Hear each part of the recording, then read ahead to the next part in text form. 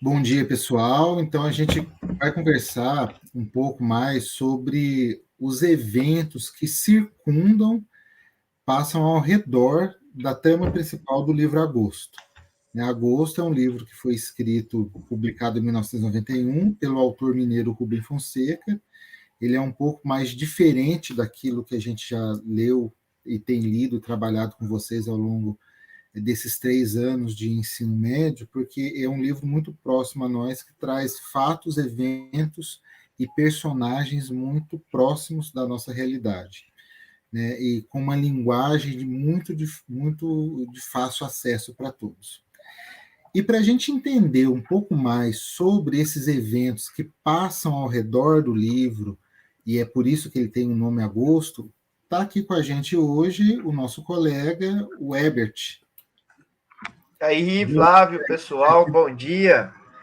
Mais uma vez aí é um prazer estar participando, estar fazendo esse bate-bola aí sobre o contexto de grandes obras literárias. Tamo junto. Obrigado, Herbert. O Herbert é professor de vocês aí de filosofia, já atuou em história também, dá aula no ensino fundamental, mestrando lá da Unifal, né, Herbert? Se Deus quiser, esse ano termina. Estamos na peleja aí, né, Flávio? Acho que dá para É, sobreviver. com Dá certeza, para sair dessa vivo. com certeza.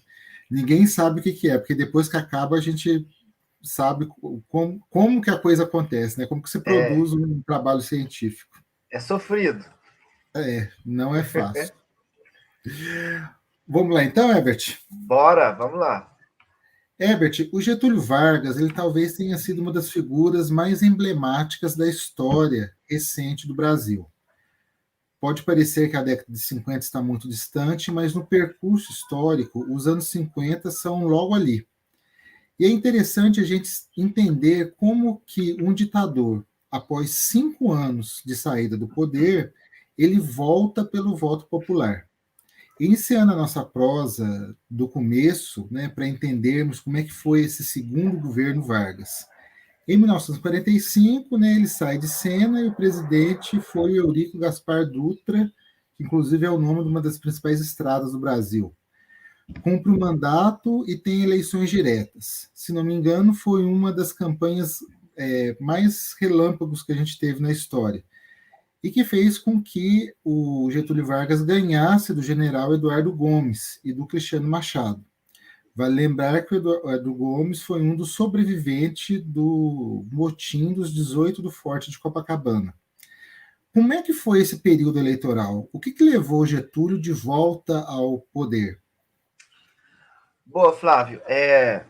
Realmente o Getúlio Vargas é um dos personagens mais emblemáticos da história do Brasil, principalmente da história recente, né? E assim, pessoalmente falando, para mim, um dos melhores, se não o melhor presidente que o Brasil já teve, né, na minha opinião. E como você mesmo comentou, né, 50 anos pode parecer longe, mas para nós, né, que temos apenas aí 20 e poucos anos, 50 anos não para nós que temos 20 e poucos anos pode parecer longe, mas para a história 50 anos é quase nada, né? 50 anos na história é logo ali. E aí para a gente entender um pouco como que foi essa eleição relâmpago aí, como você falou, né? É bom a gente relembrar algumas das principais características da era Vargas, né? Então aqui, o Getúlio Vargas ele já tinha governado o Brasil por 50 anos. Ele assume após a Revolução de 1930, aí vem a fase do governo provisório, depois vem o governo constitucional, após a Revolução Constitucionalista de 1932, e depois a ditadura do Estado Novo, né, que acontece no contexto da Segunda Guerra Mundial. E aí, então, independente da forma do período do governo, o Vargas ele trouxe e implantou a ideia de desenvolvimento nacional.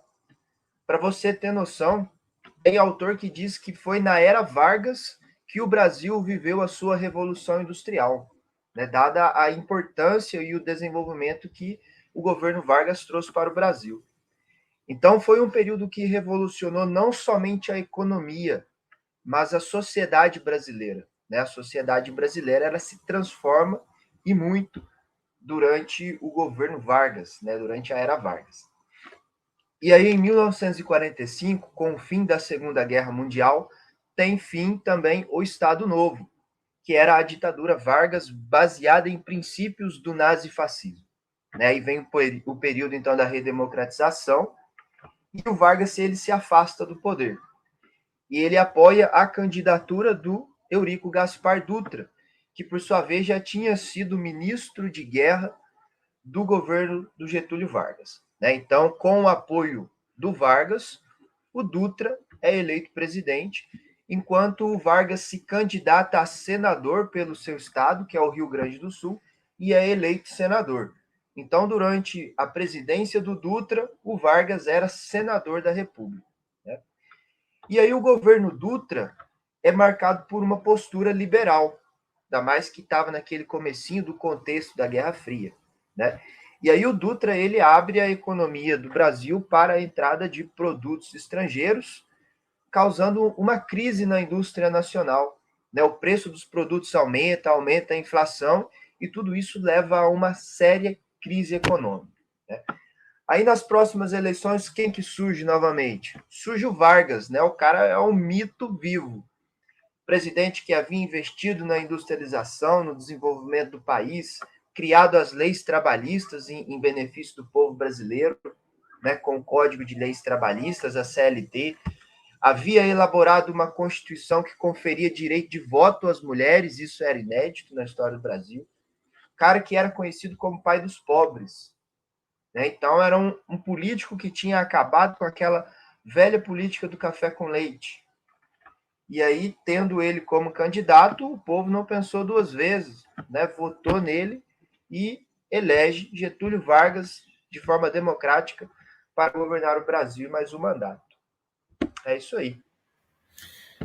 E só fazendo uma atualização, quando a gente fala em ministro da Guerra, hoje em dia a gente não tem o Ministério da Guerra, mas a gente tem o Ministério da Defesa, né? A gente muda o nome, mas Sim, com ainda certeza. tem a mesma figura, né? A mesma É o mesmo instituição, objetivo, né? o mesmo objetivo, né? Apenas para situar o pessoal. Isso, boa, Flávio. E esse segundo governo Vargas vai de 51 a 54. E nesses 3 anos, como é que foi o governo de Getúlio Vargas? A gente tem que lembrar, como você já mencionou, que o Brasil e o mundo estão passando por um período de recessão, que é o período pós-Segunda Guerra Mundial. Né? Ele consegue sucesso nas políticas que ele propõe à nação? Ó, Flávio, como você mencionou aí, né? É um período de recessão, mas também é um período em que os ânimos continuam exaltados e prevalece uma tensão a nível mundial. Porque nesse período pós-Segunda Guerra Mundial, o mundo ele está bipolarizado, vivendo a Guerra Fria. De um lado, os Estados Unidos da América, que se consolida como uma grande potência capitalista pós-Segunda Guerra Mundial, e do outro lado, também defendendo seus interesses, a União das Repúblicas Socialistas Soviéticas, defendendo a consolidação e expansão do sistema socialista no mundo inteiro. Então havia esse embate entre essas duas superpotências. Né? E aí, durante o governo Dutra, o Brasil queria se reafirmar como um país capitalista, afastar, né, qualquer possibilidade de uma revolução socialista aqui. E aí o governo Dutra, que era de direita, né, era militar e de direita, ele se alinha com o capitalismo e o liberalismo norte-americano. Só que essa política do Dutra acaba levando o Brasil a uma grave crise econômica. Aí depois, em 51, assume o Vargas, resgatando aquele mesmo discurso dos seus governos anteriores, que é o discurso desenvolvimentista. Não é se alinhar ao socialismo, mas é desenvolver a indústria nacional, investir dentro do Brasil, né? Ao invés de importar produtos, proporcionar que esses produtos sejam produzidos aqui no Brasil, gerem empresa e riqueza aqui dentro do Brasil. Só que aí o Vargas chega com essas ideias agora no novo contexto, que é o contexto da Guerra Fria.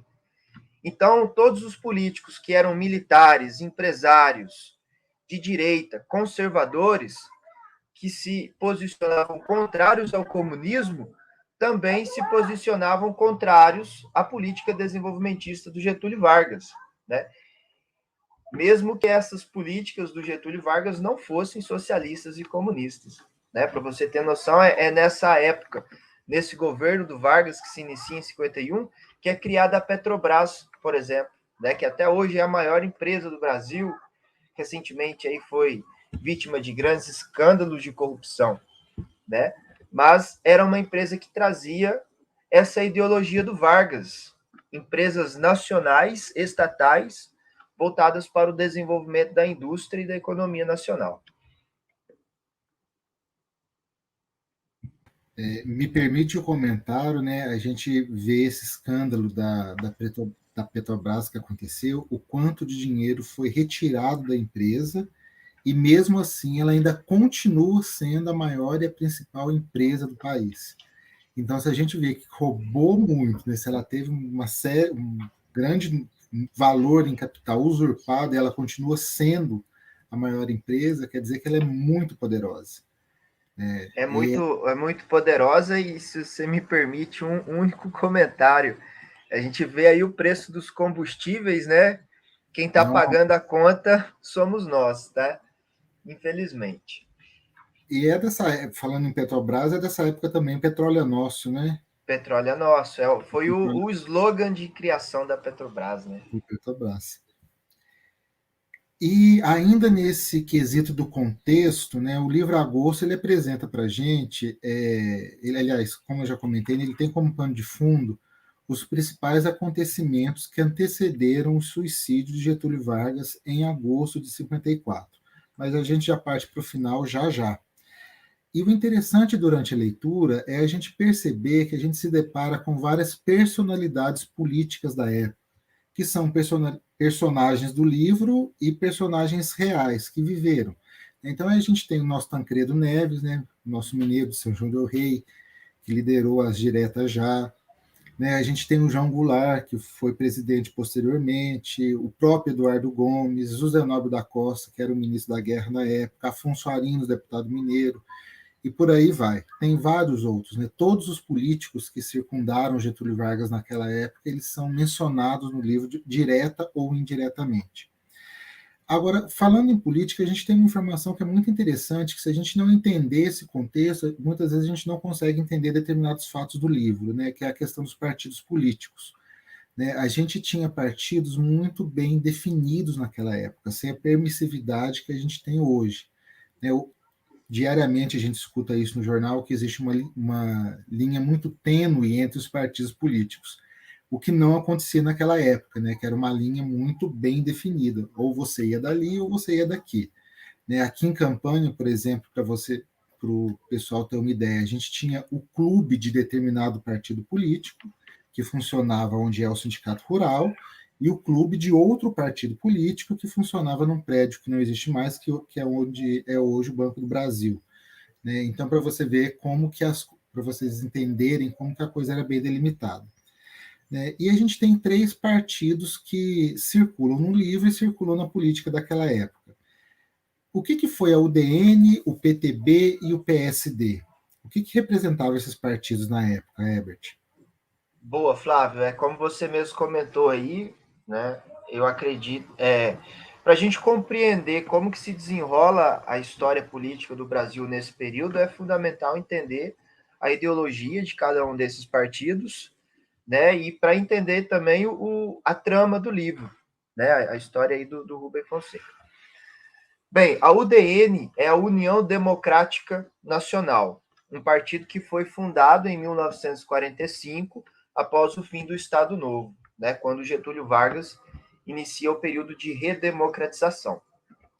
A orientação da UDN era conservadora, tá? Eles eram opositores à figura do Getúlio Vargas. Então, a UDN ela se caracterizou pela defesa do liberalismo clássico e da moralidade, algo muito parecido com o que a gente está vivendo hoje. Né? O PSL, partido que elegeu o Bolsonaro, por exemplo, né? São conservadores e liberais clássicos. E naquela época a UDN tinha como característica uma forte oposição ao populismo, né? Populismo que era a principal característica do Getúlio Vargas. Além disso, né, outras das principais bandeiras da UDN era a abertura econômica para o capital estrangeiro. Então, os políticos da UDN, eles não que estavam pensando no desenvolvimento da indústria nacional. Eles queriam abrir a economia para a chegada de produtos estrangeiros, né? E aí esse partido ele detinha forte apoio das classes médias urbanas, dos setores da elite e também dos militares, né? E esse partido ele vai existir até o ano de 1964, quando é dado o golpe militar.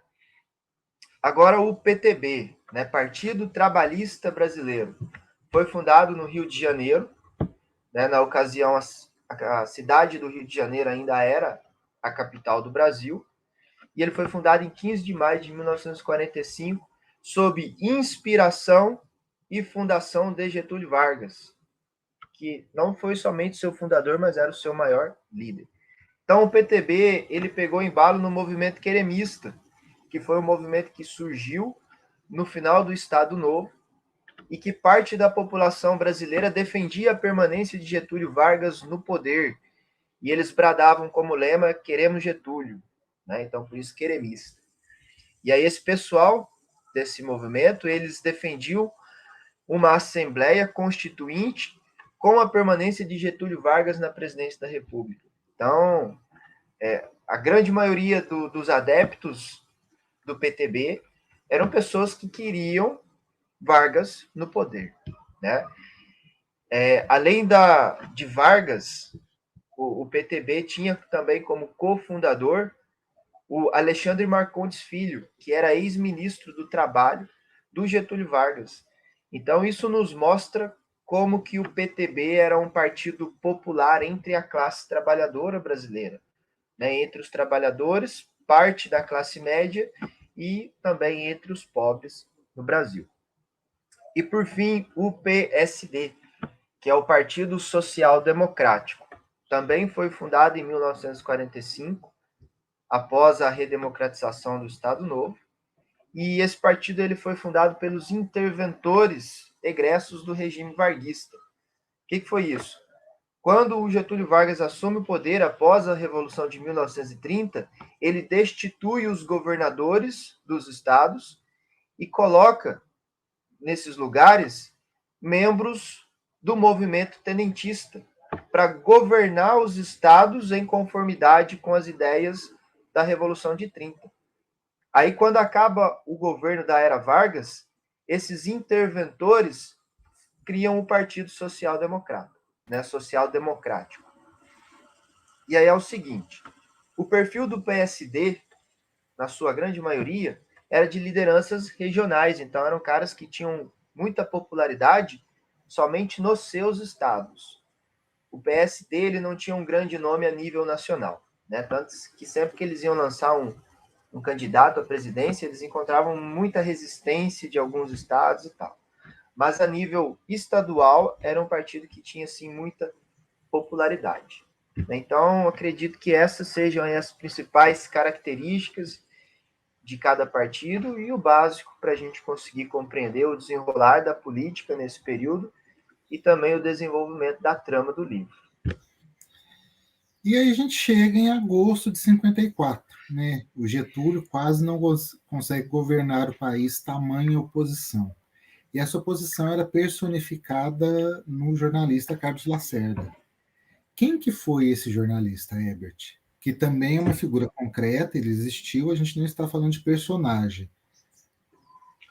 Olha, o Carlos Lacerda foi o principal inimigo político do Getúlio Vargas nesse momento, né?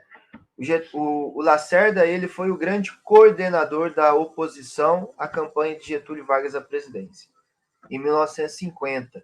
E aí, quando Getúlio Vargas assume o mandato, o Carlos Lacerda continua fazendo essa articulação, né, de oposição ao Getúlio Vargas. E aí é de 51 até 54, o cara coordenando e incentivando a oposição ao governo do Vargas. O Carlos Lacerda ele se une aos militares e aos partidos que faziam oposição ao governo do Vargas, principalmente a UDN, né, a União Democrática Nacional, que era o partido da elite, dos empresários, dos militares. E aí o Carlos Lacerda se une a esses políticos num esforço conjunto para tentar derrubar o presidente Vargas através de acusações que o próprio Carlos Lacerda publicava no seu jornal, que era a Tribuna da Imprensa. Tá? Então, nesse período aí de 51 a 54, né, que foi o governo do Vargas, o Carlos Lacerda ele se consagra como o maior porta-voz de ideias conservadoras e liberais no país, né, utilizando essas ideias para fazer oposição ao governo do Getúlio Vargas. E é outro dado que a gente tem que entender, né, como é que funcionava determinadas questões. O Lacerda era dono de um jornal. Esse jornal era impresso e circulava na capital federal. Hoje, para você controlar e ter esse domínio que o Lacerda tinha, era uma coisa quase que impossível, porque você não consegue mais ter o domínio total da mídia. A gente tem rede social, a gente tem jornais de circulação nacional e a gente tem a televisão. Então, a gente tem que entender que esse contexto também que esse jornal circulava no Rio de Janeiro e ecoava entre aquelas elites que efetivamente mandavam no Brasil. Né? Dificilmente quem morava no interior tinha acesso a esse jornal do Lacerda, né? Tinha mais acesso pelo rádio. Né? Então a gente não tinha televisão, a gente tem que pensar um pouco nessa questão. Se a gente fazer a leitura com os olhos de hoje, a gente não vai entender o que estava acontecendo lá atrás. Justamente, Flávio, a gente tem que pensar o seguinte, que um único jornal que circulava principalmente no Rio de Janeiro, que era a capital do país naquele momento, era um dos principais meios de comunicação do Brasil inteiro. Né? E circulando somente no Rio de Janeiro, ele conseguiu influenciar grandes articulações políticas que foram determinantes para a história do país. Justamente. E é do Carlos Lacerda a famosa expressão, né, o mar de lama que assola a nação. Né, o governo Vargas, naquele período de 51 a 54, até mais no final, né, 54, estava fundado mesmo nesse lamaçal todo que o Lacerda apregoou. Olha, Flávio, quando se fala em mar de lama, a primeira coisa que vem à minha mente é rompimento de barragem, né? É triste, mas é o que vem à minha mente. Muito bem. Na época, Não, só te cortando, Herbert, é uma acepção nova que a gente pensa as tragédias aqui, né? Até 4, 5 anos atrás, a gente talvez não poderia pensar dessa maneira. Lembrando que, como eu falei aí no comecinho, para nós que temos 20 e poucos anos, 50 anos parece muito, né? Mas na história, 50 anos é logo ali. Muito bem, mar de lama, durante o governo Vargas, né, de 51 a 54. Foi uma expressão criada e utilizada pelos opositores, principalmente o Carlos Lacerda. Por quê? Eles usaram na expressão mar de lama para designar a corrupção que estava sendo praticada no governo Vargas, durante o governo Vargas, né? Essas irregularidades elas vieram à tona em agosto de 1954, durante os inquéritos conduzidos pela polícia e pela aeronáutica após um atentado cometido contra o próprio Carlos Lacerda. Né? E aí foram tornadas públicas notícias de corrupção em larga escala, prática de suborno, empréstimos irregulares, inclusive a compra irregular de uma fazenda por um dos filhos do Getúlio Vargas. Então, assim, mar de lama foi uma expressão cunhada para se referir à corrupção que foi praticada durante o governo de Getúlio Vargas. E você mencionou o atentado que o Lacerda sofreu, né, que foi no dia 5 de agosto de 1954, e que eu não sou historiador, mas você pode me explicar isso melhor do que eu, né? Que parece que foi o começo do fim do presidente Vargas, que foi o atentado da Rua Toneleiro, né? A história oficial diz que elementos ligados a Getúlio Vargas mandaram assassinar o Carlos Lacerda. Mas quem morreu foi o Major Rubem Vaz, da Aeronáutica. Isso agravou a crise do governo e as Forças Armadas. Mas também tem uma corrente que contraria esse relato, dizendo que essa foi uma história construída pela Aeronáutica, uma vez que o inquérito foi conduzido pela Aeronáutica. Né? Uma outra expressão que se cunhou na época, que o livro apresenta também, é o República do Galeão, né? Porque o pessoal da Aeronáutica, né, na base aérea do Galeão, na Ilha do Governador do Rio de Janeiro, começaram a comandar essa investigação. O que foi esse atentado no final das contas? Aconteceu politicamente? O que aconteceu depois? Como é que foi? Muito bem, ó, o atentado, né, ele definido, entendido aí pelos historiadores como uma ação violenta, independente daquele debate se foi mesmo um atentado ou se foi uma armação dos militares e dos setores de direita. Independente se foi ou não um atentado, se entende como uma ação violenta. Uma ação violenta que teve um viés político determinante para a história política do Brasil. Né? Essa ação violenta, ela visou o assassinato do jornalista Carlos Lacerda, na madrugada do dia 5 de agosto de 1954, em frente à sua residência na rua Toneleiro, em Copacabana, Rio de Janeiro. Né? Por isso, o atentado da rua Toneleiro. Tá? Então, como a gente já vem falando, né, o Carlos Lacerda era opositor do Getúlio Vargas. E como ele era o principal líder dessa oposição, né, o cara que fazia as principais críticas ao governo de Getúlio Vargas, ele vinha recebendo muitas ameaças de morte. E como ele estava ligado com os setores da elite, com os militares, um grupo de oficiais da aeronáutica começou a fazer a sua segurança particular. Tá? E aí, nessa ocasião, Carlos Lacerda ele estava voltando de uma reunião política e o Rubens, né, era o oficial que estava fazendo ali a sua segurança. E, por sua vez, também era quem estava dirigindo o veículo, né, dirigindo o automóvel. Aí o Rubens para em frente à casa do Carlos Lacerda para que ele desça do carro. Nesse momento surge um homem armado efetuando disparos. Né? E aí o major da aeronáutica, ao tentar alvejar esse outro atirador, ele foi atingido e acabou morrendo.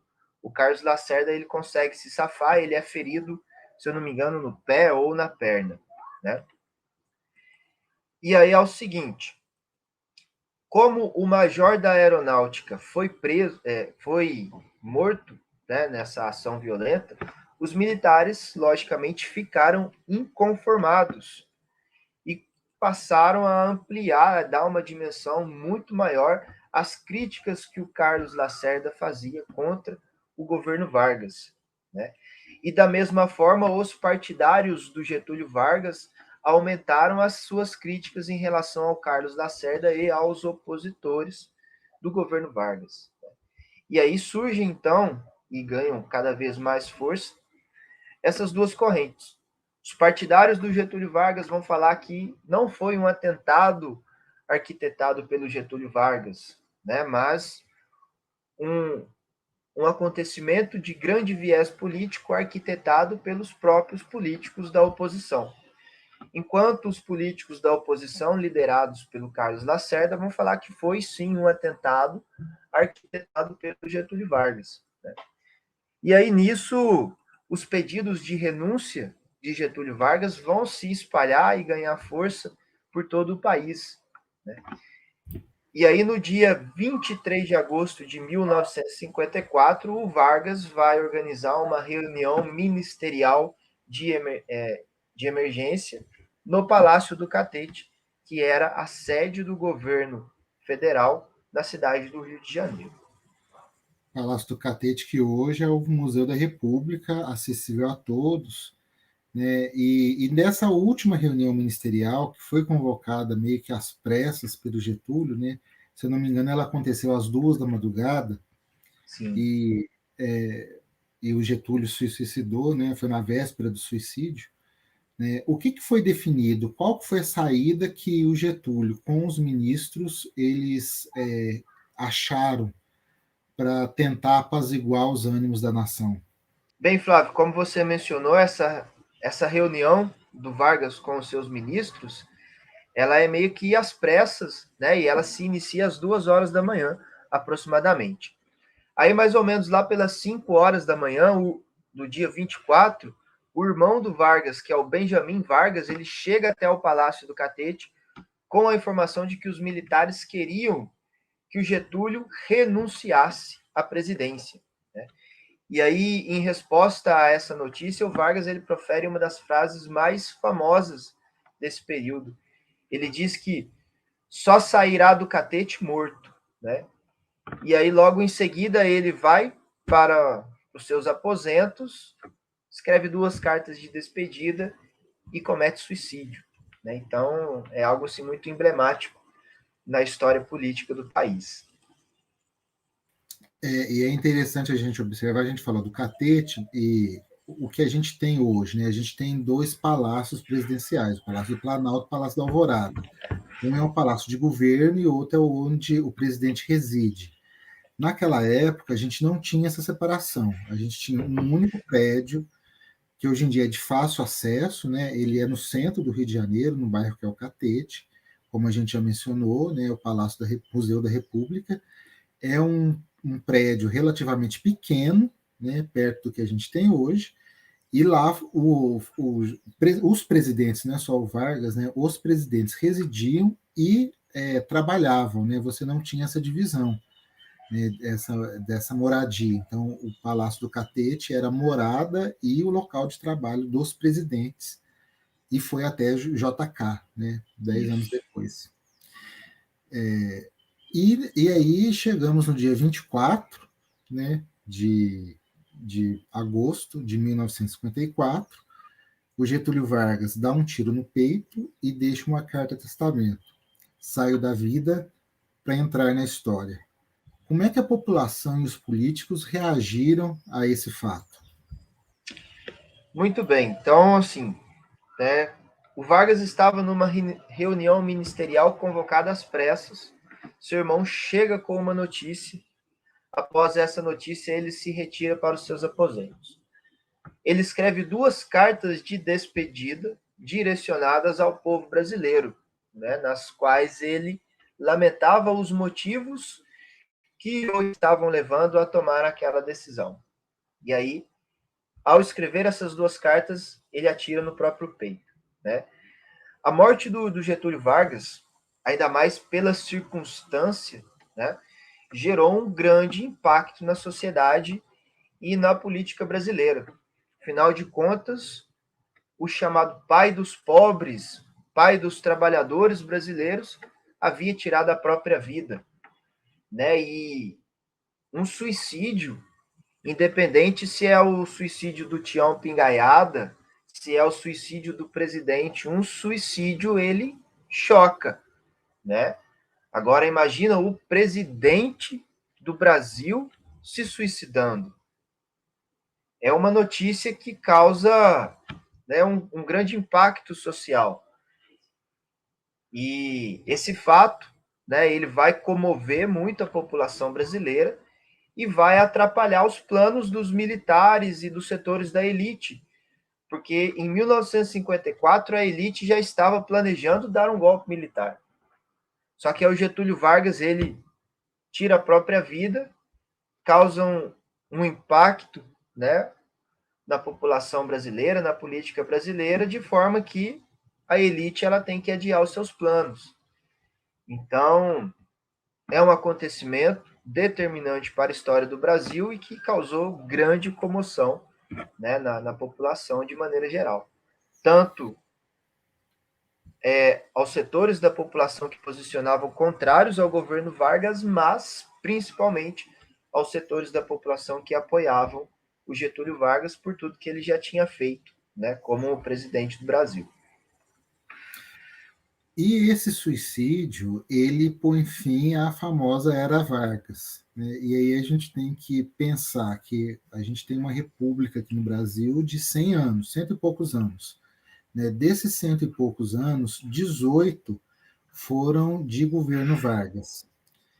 E com certeza o Vargas deixa marcas indeléveis tanto na elaboração de políticas públicas como na forma de governar o país. O que fica do governo Vargas até hoje no século XXI? Olha, o Flávio, o Getúlio Vargas ele marcou a história do Brasil, né? Como você falou aí, na República ele é o político que mais tempo governou. E na história do Brasil, após a independência, somente o Dom Pedro II governou mais tempo que o Vargas, mas aí naquela época era uma monarquia, né? Então, depois da República, é o político que por mais tempo governou o Brasil.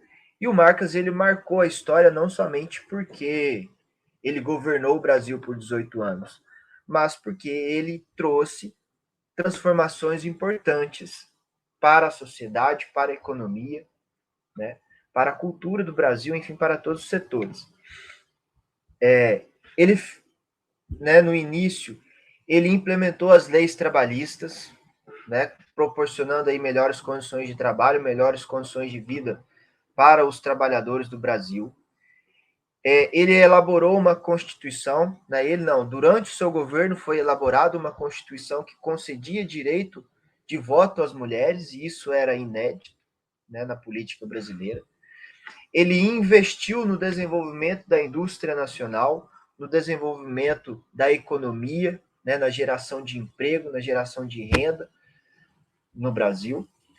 Ele criou grandes empresas estatais que foram assim a ponta da lança do desenvolvimento nacional, né, que puxaram o desenvolvimento nacional, como por exemplo a Vale do Rio Doce, a Companhia Siderúrgica Nacional. E nesse período do governo que nós estamos falando, de 51 a 54, ele cria a Petrobras, né, que era a empresa que iria explorar o petróleo e a partir do petróleo gerar combustível para mover o Brasil, né? O período Vargas, então, ele marca de fato a história do país porque ele representa uma revolução na administração pública, a modernização da política nacional, né? O Vargas ele assume o poder no Brasil após a Revolução de 1930 e naquele momento ele rompeu com uma política patrimonialista dos grandes latifundiários, da oligarquia agrária que governava o Brasil durante a República do Café com Leite e governava de acordo com seus próprios interesses, né? E aí o Vargas ele rompe com essa política e ele traz o que tinha de mais moderno na época, que era a administração pública burocrática, em que pelo menos na teoria os interesses nacionais, os interesses sociais, eles devem estar acima dos interesses particulares, né? Bem como todos devem ter uma condição de igualdade perante a lei. Então, no ponto de vista da administração pública e na elaboração de políticas públicas, a Era Vargas traz para o Brasil o que tinha de mais moderno na época em questão de administração pública, que era o sistema administrativo burocrático, né? E a gente convive com isso até hoje, né, Flávio? A gente que está aí no meio da administração pública sabe muito bem disso. Somos burocratas, né? Logicamente.